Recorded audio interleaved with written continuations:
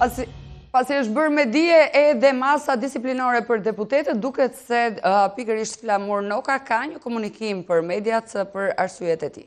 Nga Gjys Agasi, Suel Qela, Gjabaftët dhe Troplinët dhe të zbatuara nga ushtarët e tyre në pushtet, janë bien mbi ata deputet, bien mbi ata burra dhe gra të cilët kanë qenë të pa kompromis në betejën prej 12 vitesh ndaj krimit organizuar, ndaj karteleve dhe ndaj korrupsionit.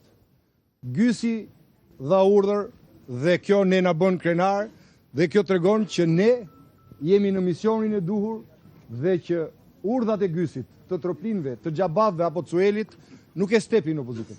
Ne do të jemi këtu përballë deri në çmontimin e tyre. Ju siguroj që mbrëm me vërshimin e qytetarëve në bulevard kundër narkosit, ta kanë marrë një mesazh, ndaj sot janë të shqetësuar. Por mbrëm ishte vetëm një mesazh, ne nuk ndahemi derisa t'i çmontojmë. Me masat të propozuara nga Gjysi, nga Sueli, nga Xhabaftët apo Troplinët, opozita nuk ndalet, vetëm motivohet. Ata që përfaqësojnë në pushtet kartelet, ata sot po nuhasin që po i rrshqet dheu në këmbë. Është detyra jonë ta çojmë deri në fund misionin tonë. Zoti Noka, pse mendon që Gjysi ishte kaq i mëshirshëm me juve, pra meqense tekstua që Gjysi ka propozuar? Isa,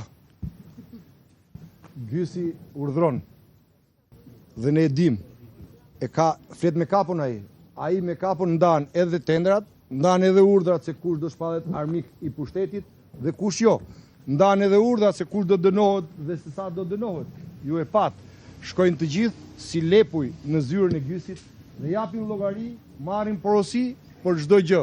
Rrëmbime, vrasje, tendera, edhe për opozitën, inkuizicion dhe përjashtime, është normale. Kështu që për ne nuk ka shqetësim, por ne kemi detyrë të themi shqiptarëve që kështu është. Ky është një realitet. Ky është një realitet. Dhe ne nuk ndalemi derisa ta zhbëjmë këtë realitet.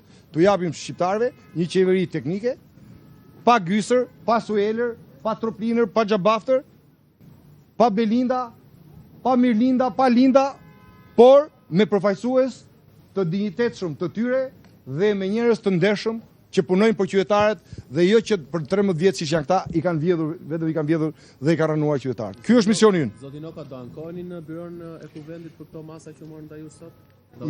Të falenderoj i madje. Ti thua dha vendim Gjysi, ankohu te Gjysi. Jo. Jo, për të azëruar gjitha. Jo, keni drejt. Aty në çdo institucion dhe kartelet. A mundet një opozicion me Gjysin dhe me kartelet dhe me tim pushtet?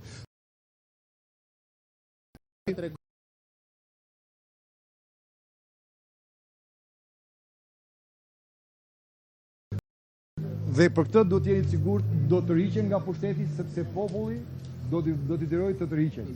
Hajdutët dhe kartelet nuk mund të kenë jetë gjatë kurrë. Zoti Noka, ju do i zbatoni këto masa kur të fillojë sesioni i ri parlamentar? Ne zbatojmë ligjin dhe kushtetuesën, por masat dhe propozimet e Gjysit ne nuk i njohim. Faleminderit. Ka qenë ky komunikimi i zotit Flamur Noka, duke kundërshtuar masat e marra ditën e sotme. Ai sërish ka vijuar me akuzat ndaj qeverisë dhe në fakt është shprehur se me këto masa që merren ndaj opozitës, kjo e fundit nuk ndalet, por vetëm motivohet. Mirë,